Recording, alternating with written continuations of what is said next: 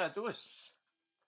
Premier review de 2025. On commence aujourd'hui avec un petit appareil bien pratique de FNI RSI. FNI, j'ai de la misère à finir si. Finir si. C'est ça? Finir si, ouais. J'ai de la misère à dire le nom correctement. Le LCR-P1. On m'a demandé de faire une révision là-dessus, sur cet appareil-là. Je ne suis pas payé pour ça en passant. Ils m'ont envoyé l'appareil, mais je ne suis pas payé pour ça. Donc, je veux faire une révision correcte aussi. Puis, je m'en ai servi une bonne partie de l'avant-midi pour voir qu'est-ce qu'il y avait, les pour et les contre. C'est pas extrêmement juste. C'est pas un appareil que vous allez utiliser pour que ça soit bien précis. Par contre, il va être capable de vous dire si une composante est bonne ou pas. Ça, c'est pratique. Il y a un petit surplus dans cet appareil-là, c'est qu'il est capable de décoder les signaux des télécommandes. Quoi ça peut servir? Un, on est capable de tester des télécommandes de signaux infrarouges comme ça, pour voir s'ils fonctionnent bien. Mais c'est surtout au niveau de Arduino. Avec un Arduino, on est capable de programmer une télécommande pour s'en servir pour d'autres choses. Vous perdez une télécommande de quelque chose, vous voulez la remplacer, mais je sais qu'ils se vendent des télécommandes universelles, puis tout ça. Mais on est capable, pour le fun pareil, ou encore pour nos propres projets, de programmer une télécommande. Mais ça, on est capable de décoder les valeurs de chacun des boutons de la télécommande. On n'a pas gros là-dessus, là. Il y a 5 boutons, là. C'est pour le microscope. Mais on est capable de décoder les 5 valeurs en format hexadécimal qu'on peut utiliser dans une programmation future pour d'autres choses. Fait que, on reçoit ça dans une petite boîte comme ça. Moi, je l'ai ouvert là, parce que je te l'ai vérifié. On va se mettre sur le tapis ici, puis on va regarder ça de plus près.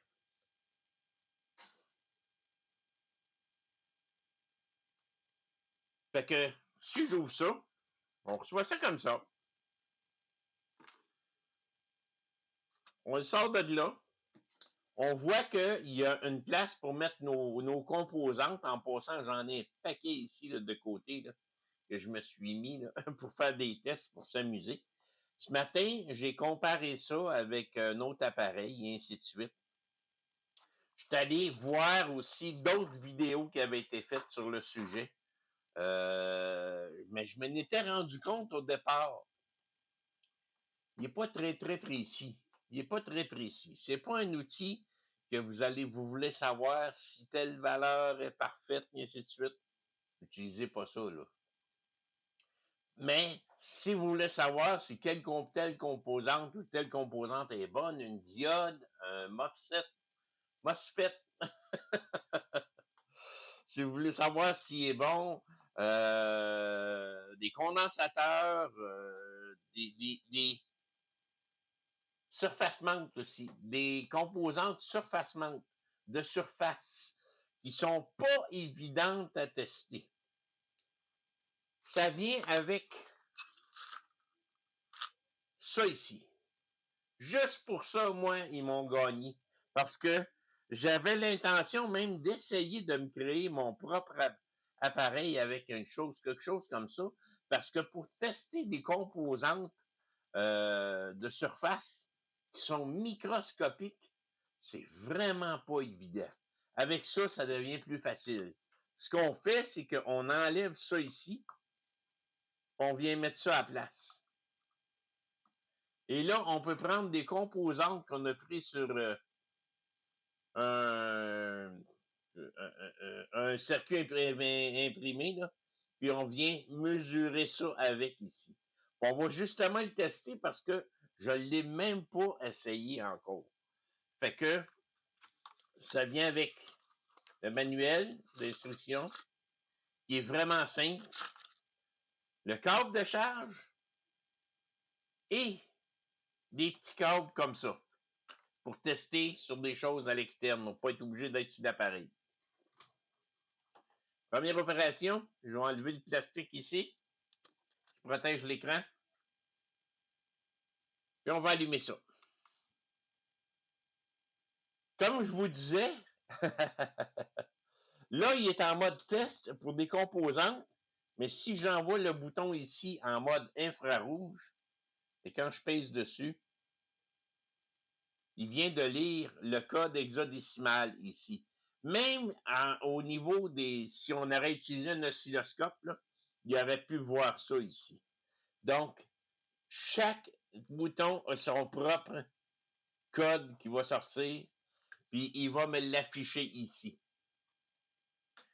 Fait que, juste pour ça, c'est quand on fait du développement avec Arduino, ça peut être pratique. C'est à peu près la seule utilité, ou encore pour tester des télécommandes, on en répare beaucoup, beaucoup, beaucoup. Mais à part de ça, c'est la seule utilité que ça a. C'est un petit plus, un petit cadeau. On va revenir au test de composantes ici. Si je viens me chercher un gros condensateur pour commencer, je le mets ici. Je viens peser dessus un peu. Oups. Voyez-vous pourquoi c'est bien dur à tester?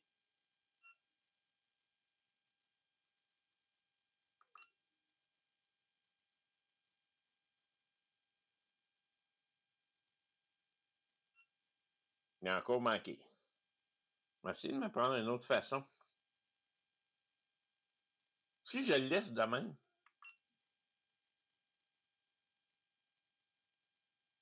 il va être capable? On va peser dessus avec le doigt.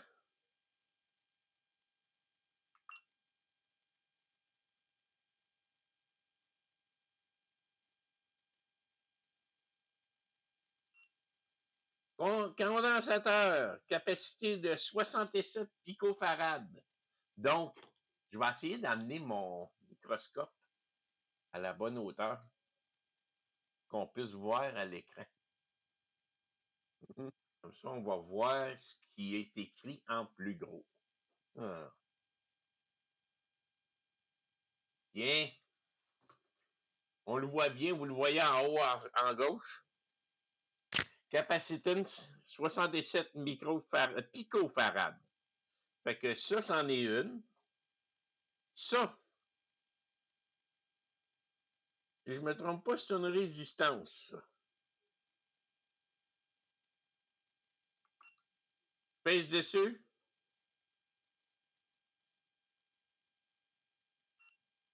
Résistance 0,4 ohms.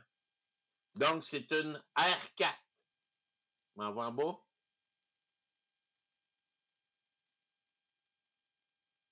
Je suis même pas capable de le voir selon ce qui est écrit dessus. Fait que c'est pratique d'avoir cet appareil-là. Là, on est capable de savoir c'est quoi. Donc, si je repèse dessus,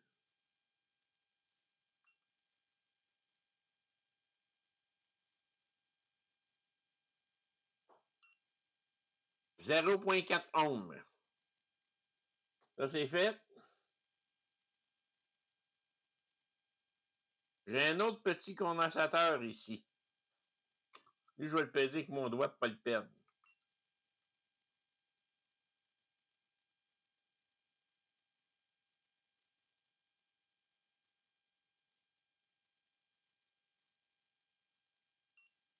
Condensateur, 12,5 microfarad. Il me donne même le ESR, 0,18. Voltage lost, V-lost, 0,7%. Fait que vous voyez que c'est un outil qui peut être assez pratique. Il teste aussi des transistors comme ça. C'est vraiment petit, là. Es-tu du bon bord, non? Ça, c'est du bon bord. Donc, il est capable d'essayer de dire la valeur de tout ça. C'est quoi ça? Combien de fois on cherche à savoir c'est quoi cet appareil-là? Cette composante-là.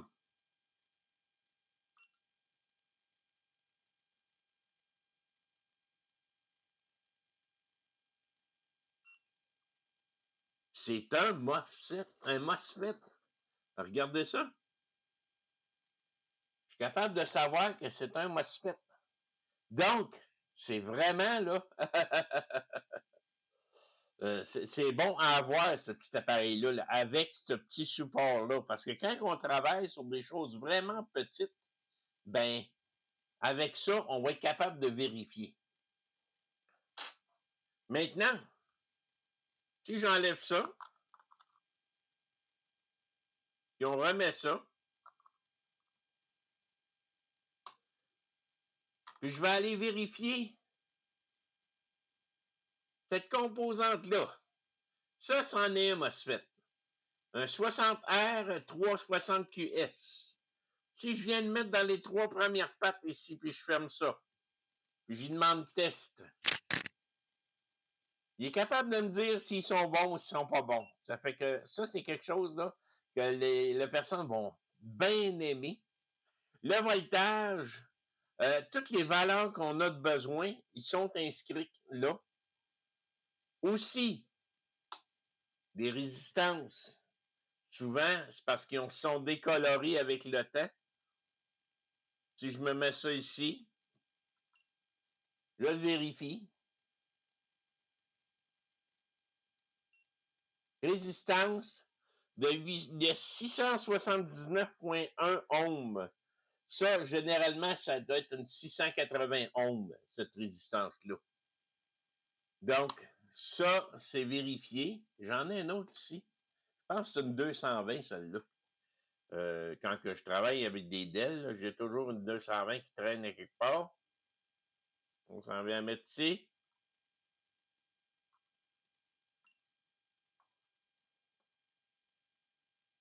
On teste la résistance. Eh oui, 223,3. Ça, c'est une résistance. Les diodes. On a une ici.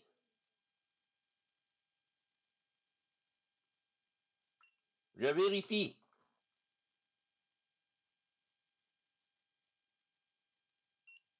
Une diode VF 648 millivolts, capacité 11 picofarad. Donc, j'ai toutes les informations de la diode ici. On va mettre ça plus droit, là, parce que vous ne le voyez pas comme il faut. Si je prends un condensateur,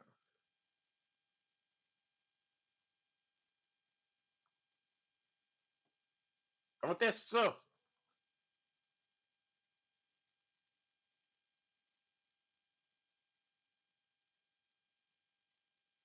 Condensateur, 0,05 ohms. On sait que le ISR, le condensateur, est excellent. 531 microfarads.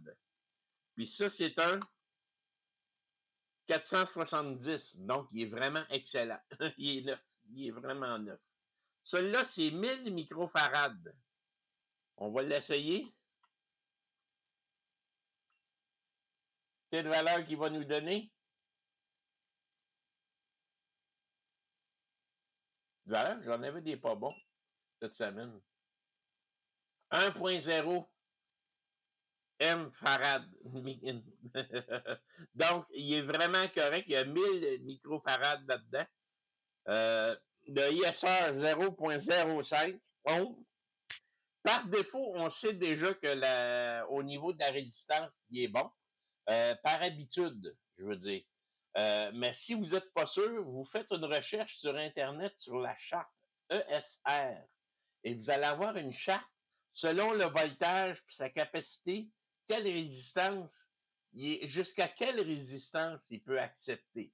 Quelque chose de plus haut que ce qui est affiché veut dire que le condensateur est plus bon. Fait que si je m'envoie sur Internet et que je rentre dans la recherche ESR chart for capacitors. Et voilà. On a la charte partout, partout, partout. On l'a même chez DigiKey, la même chose. Ici, vous pouvez en faire apparaître une, n'importe quelle. On va prendre celle-là ici. Je vais dire, ouvrez l'image dans un nouvel onglet. Tiens. Donc, 4,7. On avait dit 1000, nous autres, microfarads. C'est un 25 volts. On peut avoir jusqu'à 0,14 ohms. Plus haut que ça, le condensateur est plus bon. Combien est-ce qu'on a dit qu'on avait? On a 0,08. Donc, il est excellent. Donc, on n'a pas besoin de remplacer ça. Top cam. Fait que pour tester des composantes comme ça, c'est excellent. Il y a une chose en plus qu'il y a, c'est qu'il peut tester les diodes Xener et nous dire à quel voltage elles vont commencer à travailler. On a un bouton ici. Moi, j'en ai pas. Je pensais que j'en avais ce matin, mais j'en ai pas. Pour donner une idée, là, je peux le tricher un peu avec une diode ordinaire. Là. Si je viens travailler dans le bas ici, si je vous le montre au niveau du microscope, vous avez un K, un A, puis un A. Ici, c'est la cathode. Ils ont mis un K au lieu d'un C. Puis l'anode, c'est le A. Donc, vous pouvez utiliser ces deux-là ou ces deux-là ici. Puis, si je viens rentrer ça dedans, c'est sûr que ça ne fonctionnera pas, là, parce qu'il va penser que c'est une diode de Xener, mais ça n'en est pas une. Si je ramène ça ici en haut, je pèse une fois sur le bouton Xener, ça allume en rouge. Il marque en plus dans l'écran Voltage Regulation Diode. Je pèse sur Test. Et voilà. Là, il triche. Il pense que c'est quelque chose, c'est moi qui s'est trompé, puis que j'ai pas inversé. Il me demande d'inverser la diode en bas. Si je l'inverse, par contre, vu que c'est une diode standard, ben là, ça ne marchera plus. Parce qu'elle, elle se déclenche pas rendue à un certain voltage. Une diode Zener, c'est ça. Si je repèse dessus, il va me donner un message d'erreur parce qu'il va dire « Hey, elle ne déclenche pas, c'est normal. » Mais ça permet de tester les diodes Xener, ça. Ça, c'est le fun.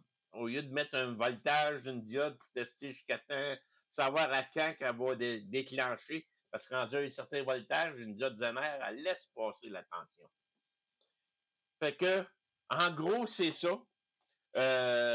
C'est un bon petit appareil. Il est vraiment pas complexe. C'est pas grand-chose à faire.